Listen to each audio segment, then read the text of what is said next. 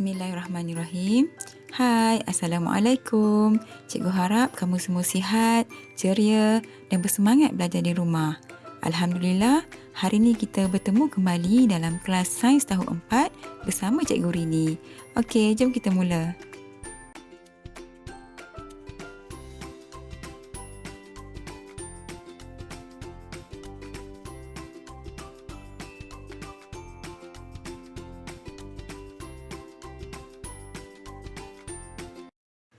Baiklah, hari ini kita akan meneruskan pembelajaran dalam unit 1 iaitu tajuk Kemahiran Saintifik. Cikgu harap kamu telah menyiapkan tugasan yang diberikan dalam video pembelajaran yang lalu. Sebelum cikgu meneruskan pengajaran, mari kita imbas kembali pembelajaran kita dalam kelas sebelum ini. Seperti mana yang kita telah ketahui, kemahiran proses sains adalah sebahagian daripada kemahiran saintifik dan terdapat 6 kemahiran proses sains yang perlu kamu pelajari. Cikgu telah menerangkan 3 kemahiran proses sains dalam video pengajaran sebelum ini. 3 kemahiran proses sains tersebut adalah menggunakan perhubungan ruang dan masa, mentafsir data dan mendefinisi secara operasi. Hari ini kita akan belajar 3 lagi kemahiran proses sains iaitu mengawal pemboleh ubah, membuat hipotesis dan mengeksperimen. Cikgu harap kamu dapat memberi tumpuan terhadap penerangan cikgu dan mencapai objektif pembelajaran kita pada hari ini, iaitu kamu dapat menguasai ketiga-tiga kemahiran proses sains tersebut.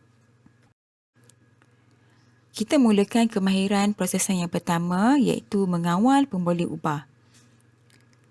Pemboleh ubah ialah perkara atau faktor yang mempengaruhi penyiasatan. Terdapat 3 pemboleh ubah. Yang pertama ialah pemboleh ubah dimanipulasi, iaitu apa yang diubah. Pemboleh ubah dimanipulasi ni apa yang kita tentukan di awal eksperimen. Singkatan bagi pemboleh ubah dimanipulasi adalah PM. Kedua adalah pemboleh ubah bergerak balas, iaitu apa yang diperhatikan ataupun keputusan eksperimen. Singkatan bagi pemboleh ubah bergerak balas adalah PB. Dan yang terakhir adalah pemboleh ubah dimalarkan, iaitu apa yang ditetapkan ataupun apa yang sama dalam eksperimen. Biasanya pemboleh ubah dimalarkan ni boleh lebih daripada satu. Mengawal pemboleh ubah dalam sesuatu eksperimen ialah memerhati hubungan di antara dua pemboleh ubah, iaitu pemboleh ubah manipulasi dan pemboleh ubah bergerak balas. Pada masa yang sama, pemboleh ubah lain mungkin mempengaruhi keputusan kajian, dimalarkan atau ditetapkan. Mari kita lihat contoh mengenai mengawal pemboleh ubah. Dalam gambar rajah, dapat diperhatikan bahawa terdapat 2 buah bikar, iaitu bikar A yang mengandungi seekor ikan, manakala bikar B mengandungi 3 ekor ikan. Bilangan ikan yang berbeza ini adalah faktor yang kita tetapkan di awal eksperimen. Oleh itu, bilangan ikan dalam bikar adalah pemboleh ubah dimanipulasi. Bilangan ikan yang berbeza ini akan mempengaruhi keputusan eksperimen atau pemerhatian akhir. Jadi, pemerhatian akhir yang dibuat adalah selepas 2 hari, ikan di dalam bikar A hidup, manakala ikan di dalam bikar B mati. Oleh itu, keadaan ikan selepas 2 hari adalah pemboleh ubah bergerak balas. Apabila kita menetapkan bilangan ikan sebagai pemboleh ubah manipulasi, jadi faktor-faktor lain mestilah sama atau tetap. Contohnya jenis ikan. Kalau bikar A cikgu letak ikan emas, maka bikar B pun mesti ikan emas. Selain daripada jenis ikan, saiz bikar, isi padu air, jenis air juga mesti sama. Iaitu kita panggil dia sebagai pemboleh ubah dimalarkan. Jadi, dalam setiap eksperimen tu, sangat penting untuk kita mengenal pasti pemboleh-pemboleh ubah ini, iaitu pemboleh ubah dimanipulasi, pemboleh ubah bergerak balas dan pemboleh ubah dimalarkan.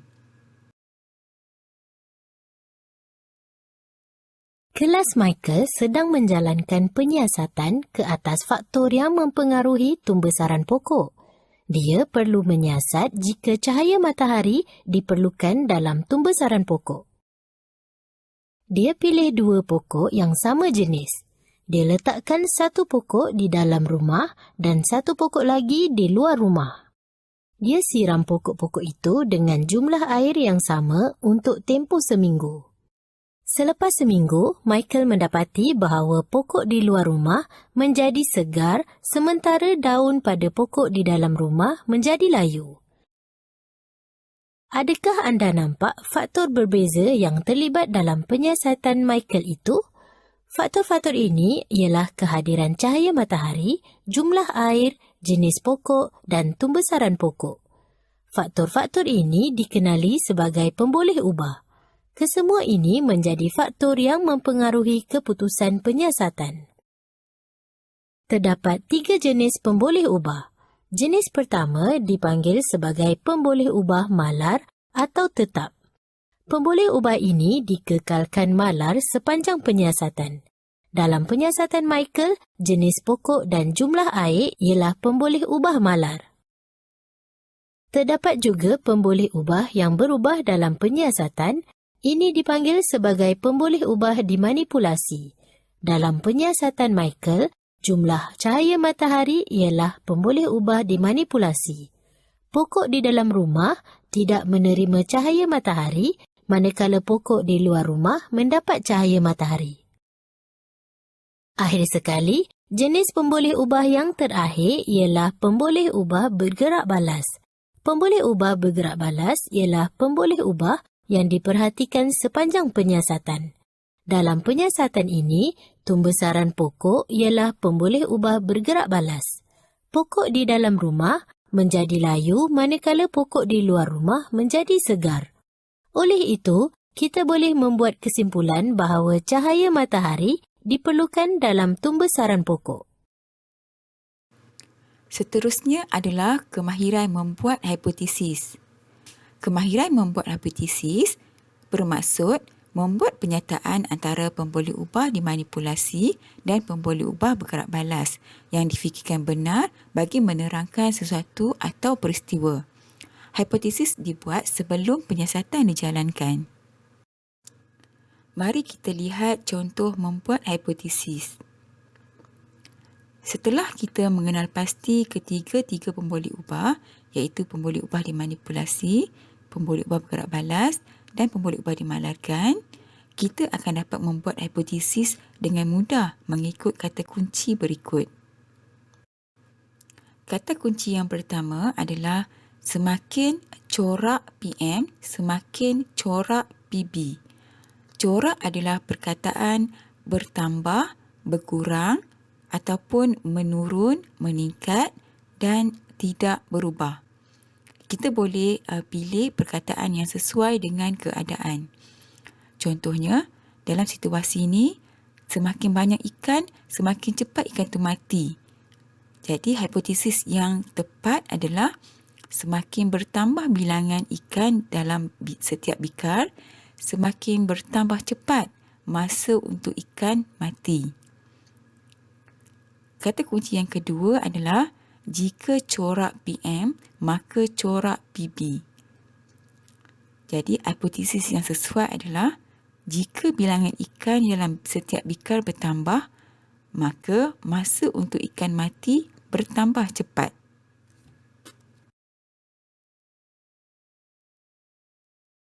Michael dan Jeff menjalankan satu eksperimen di dalam makmal.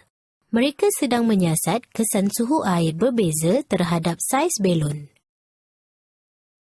Michael dan Jeff meletakkan air sejuk, air suam dan air panas ke dalam 3 bekas berbeza.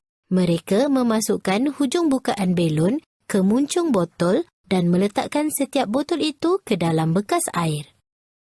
Jeff membaca prosedur eksperimen dan berkata, "Kita perlu membuat hipotesis tentang eksperimen ini. Semakin bertambah suhu air, semakin bertambah saiz belon," balas Michael.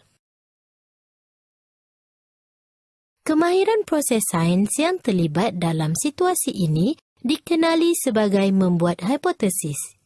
Membuat hipotesis melibatkan kemahiran membuat pernyataan umum mengenai hubungan antara pemboleh ubah dimanipulasi dengan pemboleh ubah bergerak balas.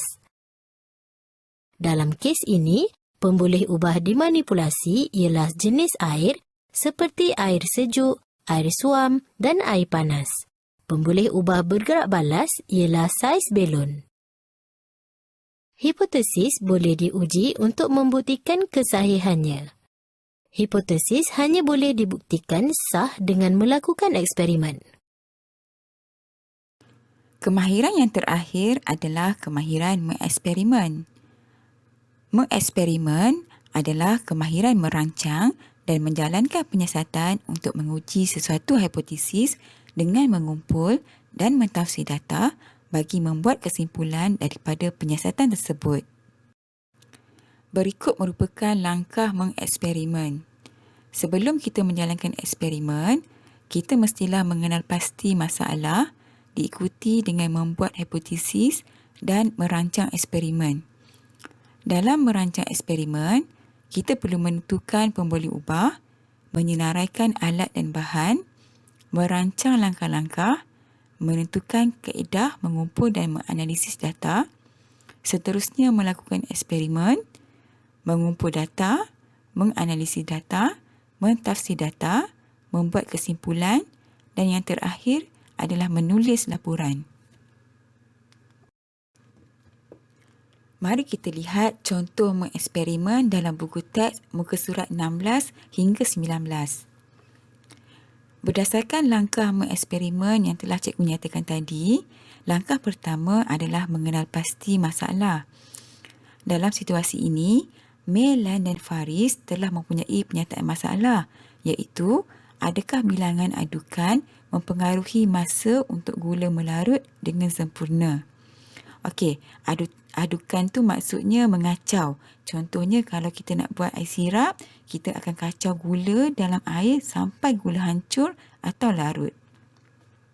Seterusnya, mereka telah membuat hipotesis, iaitu semakin bertambah bilangan adukan, semakin berkurang masa yang diambil untuk gula melarut sempurna. Kita akan mengetahui sama ada hipotesis ini betul atau salah selepas kita mendapat keputusan daripada penyiasatan atau pemerhatian akhir. Selepas itu mereka menetapkan pemboleh ubah, iaitu pemboleh ubah manipulasi ialah bilangan adukan, pemboleh ubah bergerak balas iaitu masa untuk gula melarut sempurna dan pemboleh ubah dimalarkan iaitu kuantiti gula, saiz gula, isi padu dan suhu air. Langkah berikutnya, mereka menyenaraikan alat dan bahan serta merancang langkah-langkah eksperimen. Kemudian mereka menguji hipotesis dengan menjalankan penyiasatan. Data yang diperolehi telah dikumpul dalam bentuk jadual dan mereka perlu mentafsir data yang diperolehi. Jadi, dalam dapatan data, dapat dibuat kesimpulan bahawa semakin bertambah bilangan adukan, semakin berkurang masa yang diambil untuk gula melarut sempurna. Oleh itu, jelas bahawa hipotesis yang ditetapkan sebelum eksperimen adalah betul dan boleh diterima. Akhir sekali, mereka telah menulis laporan yang lengkap. Alhamdulillah, kita sudah mempelajari kesemua kemahiran proses sains. Jom kita imbas kembali 12 kemahiran proses sains yang perlu kita hafal. 눈에 반한다는 이야기가 널 보는 순간 이해가 됐어 매번 야야야야야 불러 널 야야야야 내 맘을 고백하려고 타이밍만 보는 나 그런 나를 넌 보며 왜 그러냐고 묻네 너 때문에 I'm going crazy I'm going crazy 무뎌져 버린 내 가슴이 뛰어 I'm going crazy 놀러만 가고 기다리다 지쳐 그만 널 놓칠까봐. Untuk menguji kefahaman kamu dalam tajuk ini, kamu perlu membuat latihan dalam buku teks muka surat 22 untuk soalan nombor 2 dan nombor 3 sahaja. Buat tahu?